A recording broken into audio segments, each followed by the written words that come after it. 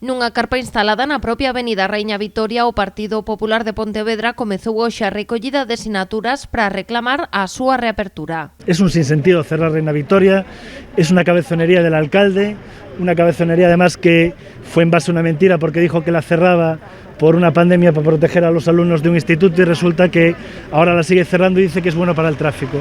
Isto non é modelo de cidade. Aquí comezou a recollida física, pero antes xa arrincara a través da internet na web change.org. Este mediodía xa quedaran as 1.500 sinaturas, segundo os populares. Porque claro, muchos coches van a dar la vuelta, pero antes de ir a Manuel del Palacio, pues ya prefieren venir por aquí. Y es un desastre, no puede ser.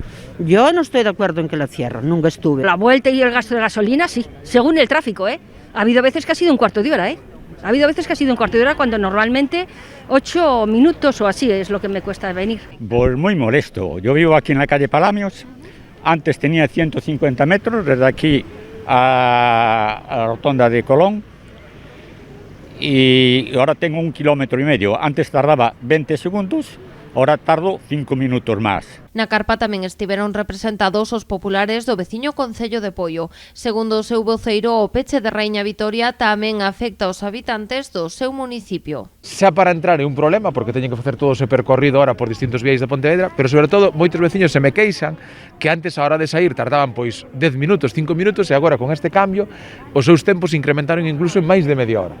Logo, o feito de que pechara a Reina Vitoria para os veciños de Poio, para a comarca do Salnés, é un problema moi grande porque era unha entrada principal. Polo de agora, o Partido Popular non ten claro que fará coas sinaturas que xunten estes días, pero creen que a campaña servirá para demostrar o sentir da veciñanza contra a medida do goberno local. Temos que pensar se presentamos no Concello ou non. As últimas experiencias no mercado que presentamos as firmas o que as utilizou o Concello para despois chamar a xente, polo tanto non quedei moi contento con esa experiencia. Fixeron unha cousa así que non é moi explicable, pero nos vamos dar a coñecer todas as firmas. Entre mañá e o sábado a campaña de recollida de sinaturas continuará na carpa que o Partido Popular instalará na Praza da Peregrina durante as mañás.